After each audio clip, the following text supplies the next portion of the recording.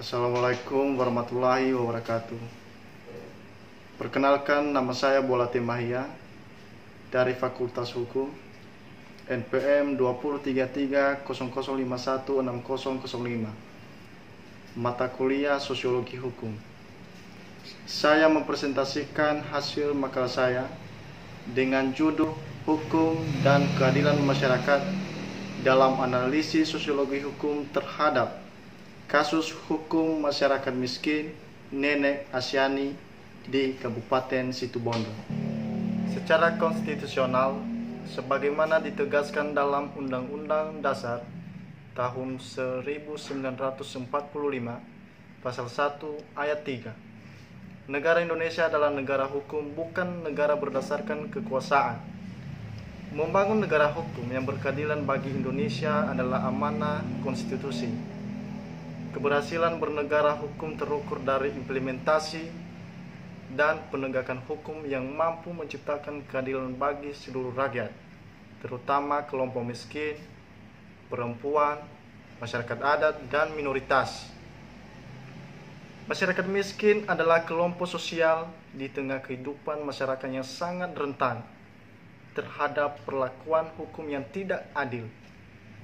Proses penegakan hukum kerap kali melahirkan ketidakadilan hukum, dan ketidakadilan hukum ini bersumber dari bekerjanya hukum dalam sebuah sistemnya. Ketika hukum dilepaskan dari konteks sosialnya, maka hukum akan jauh dari rasa keadilan masyarakat.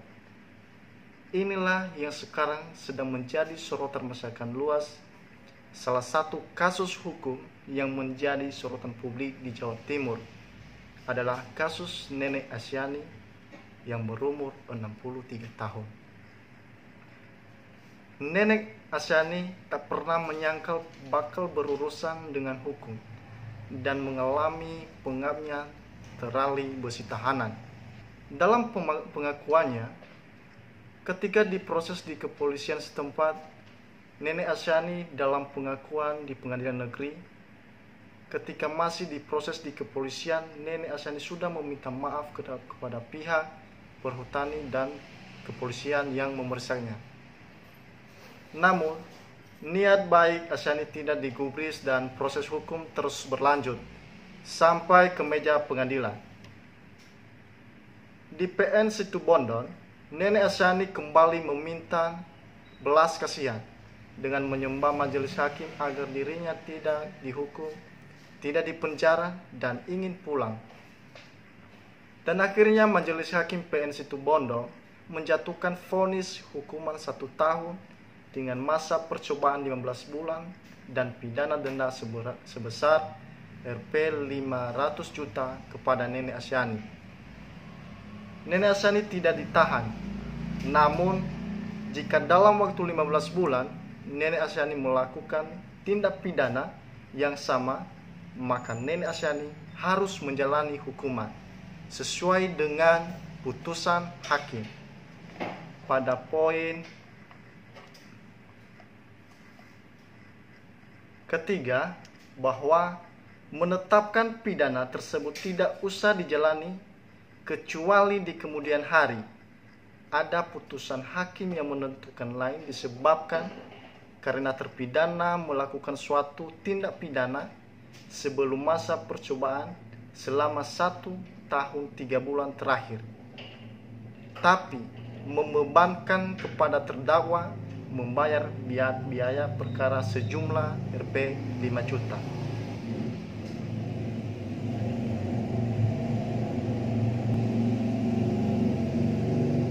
Sebagai besar masyarakat menilai perlakuan hukum atas dari Asyani terlalu berlebihan dan mengusui rasa keadilan masyarakat. Apalagi Asyani hanyalah orang miskin, buta hukum yang tidak tahu apa-apa. Pekerjaannya sebagai tukang pijit dan petani serabutan. Media pun ramai memberitakan kasusnya akibat mendekam di penjara, kondisi fisik dan psikologis terpidana langsung drop. Kasus Nenek Asyani ini berbanding terbalik dengan kasus para elit di negeri ini. Mereka bisa lolos dari jeratan hukum Kasus Nenek Asyani semakin menangaskan dan menambah daftar panjang bagaimana hukum negara yang berparadigma legalistik positifik memakan korbannya, yakni warga miskin. Penegakan hukum masih layaknya pedang, tajam ke bawah, tumpul ke atas. Di dalam latar belakang kasus ini ada dua hal rumusan masalah. Yang pertama, bagaimana perspektif sosiologi hukum menjelaskan kasus hukum yang menimpa Nenek Asyani tersebut. Kedua, mekanisme penyelesaian sosiologi seperti apa yang dapat memberikan rasa keadilan hukum bagi masyarakat miskin seperti Nenek Asyani.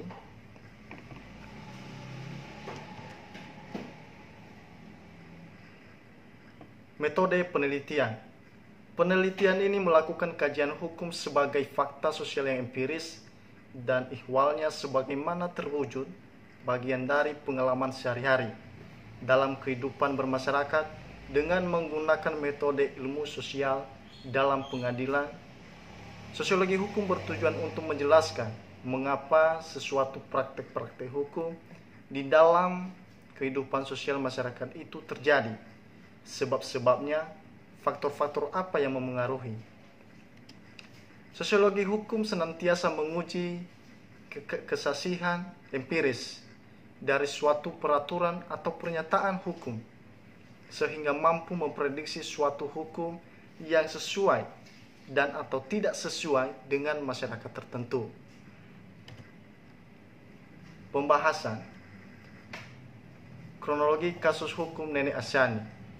Berdasarkan dokumen penuntut umum, kasus Nenek Asyani ini bermulai hari Jumat 4 Juli 2018 sekitar pukul 8.30 WIB bertempat di kawasan hutan produksi Petak 43 Blok Curah Cotok, masuk wilayah Dusun Kristal, Desa Jati Banteng, Kecamatan Jati Banteng, Kabupaten Situbondo. Petugas perhutani merasa kehilangan 2 pohon kayu jati yang telah dipotong-potong.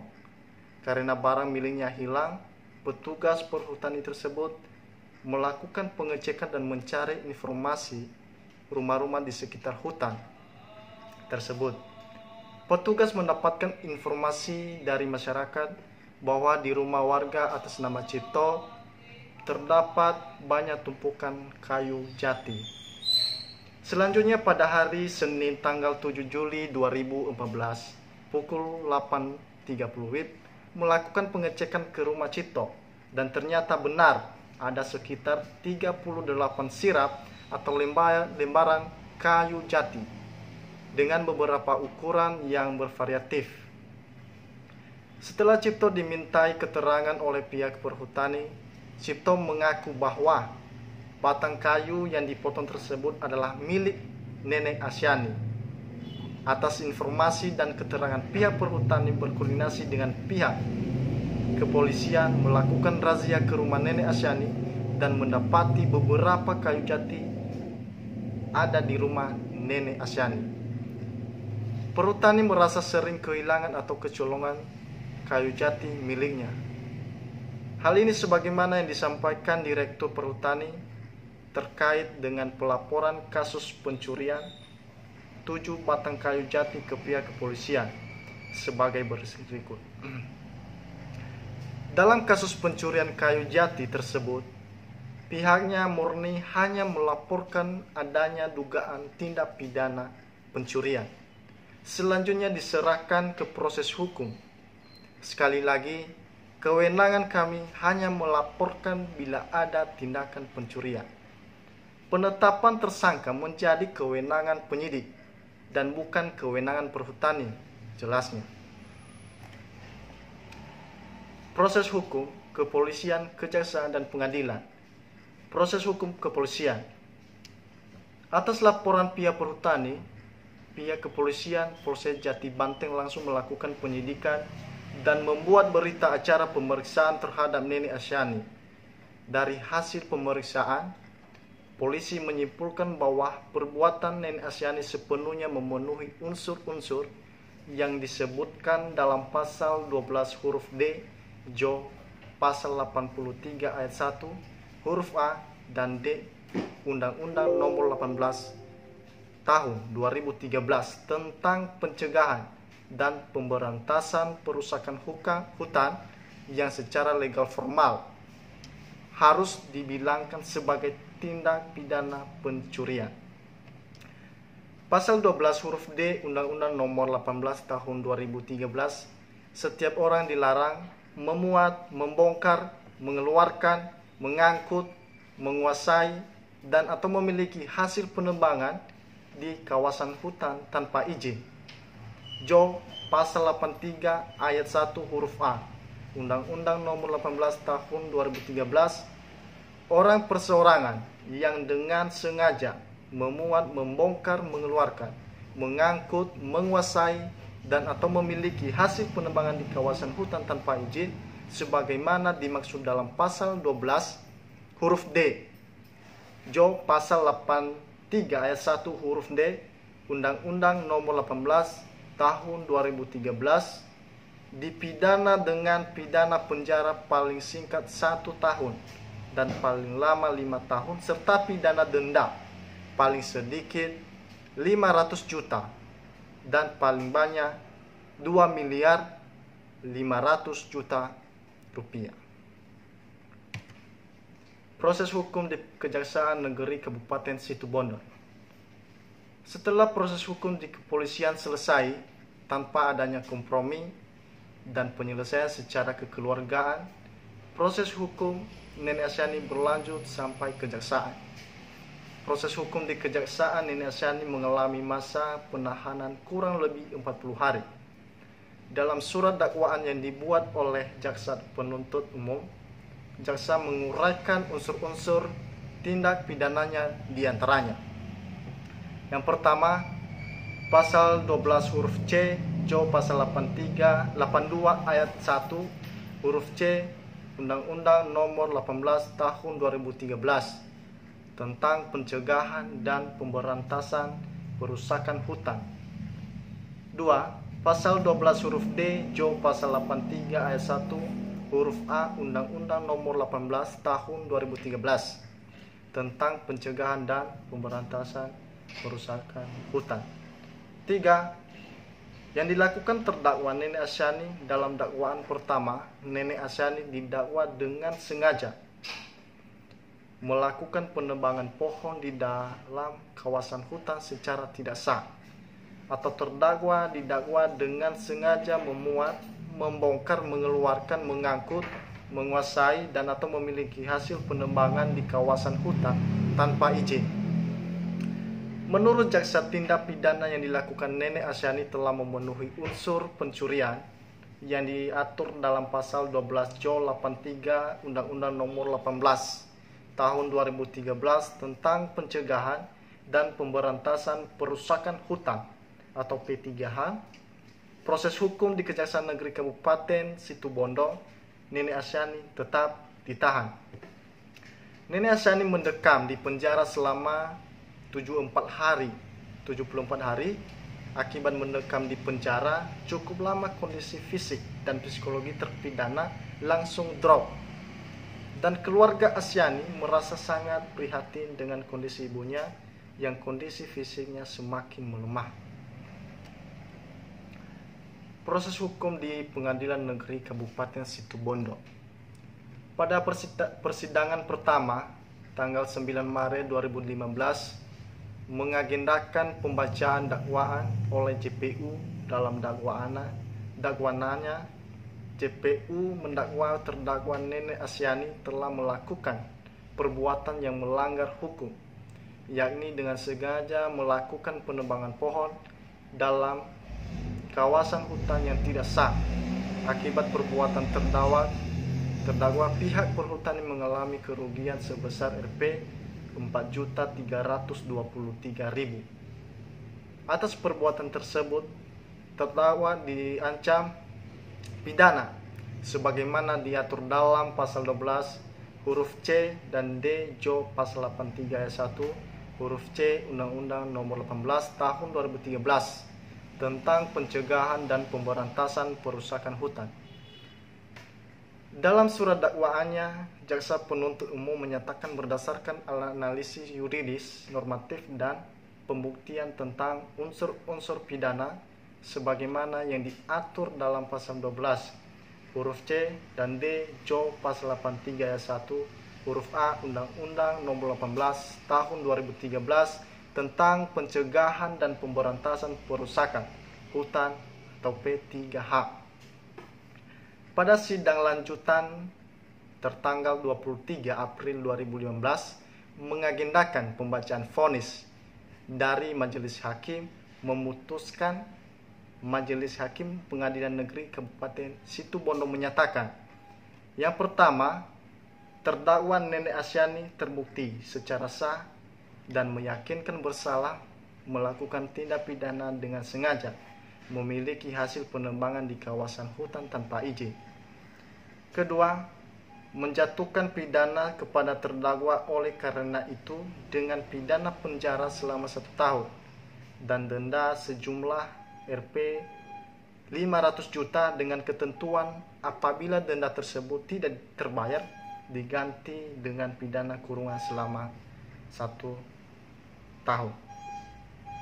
3. Menetapkan pidana tersangka tidak usah dijalani kecuali di kemudian hari ada putusan hakim yang menentukan lain disebabkan karena terpidana melakukan suatu tindak pidana sebelum masa percobaan selama 1 tahun 3 bulan terakhir, membebankan kepada terdakwa membayar biaya perkara sejumlah Rp 5 juta sesuai dengan latar belakang yang kita baca dari awal.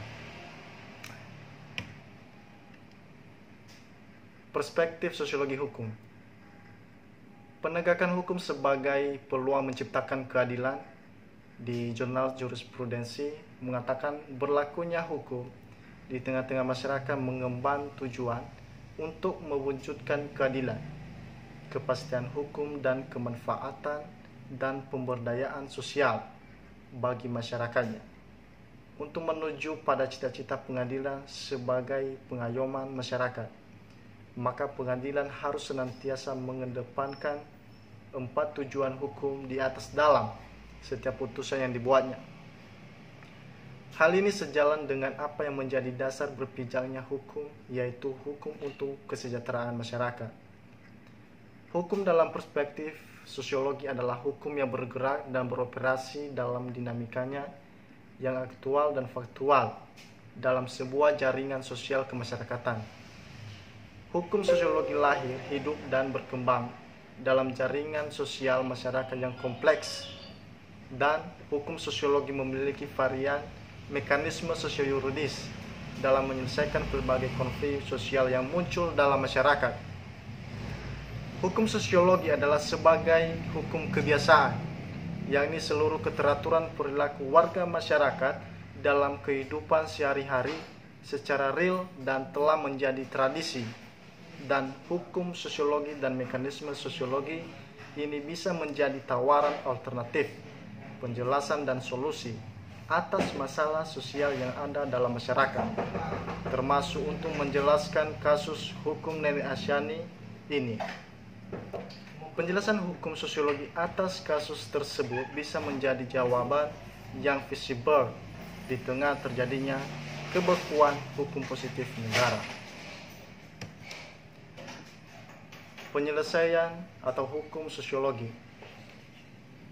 Secara sosiologi hukum, kasus Nenek Asyani adalah perkara kecil dengan nilai material yang kecil.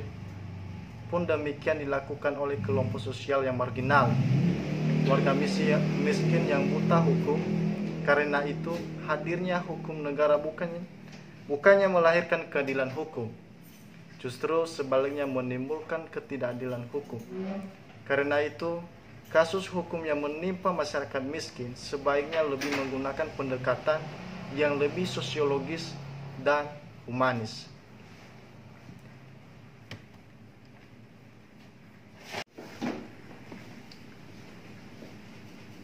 Menurut perspektif sosiologi hukum saya, bahwa di dalam kasus Nenek Asyani ini kita harus melakukan penyelidikan, karena sesuai dengan keterangan dari Nenek Asyani bahwa dia melakukan penebangan pohon tersebut karena dia merasa milik peninggalan almarhum suaminya.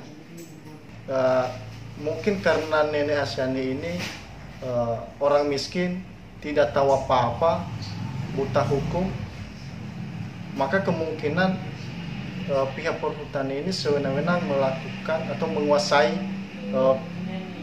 hutan tersebut. Jadi kita harus melakukan penyelidikan dan mencari fakta-fakta yang ada di lapangan. Maka di dalam menyelesaikan suatu masalah itu, keadilan hukum ada dua hal. Yang pertama, keadilan formal prosedural yang didasarkan pada aturan-aturan normatif yang jauh dari moralitas dan nilai-nilai kemanusiaan.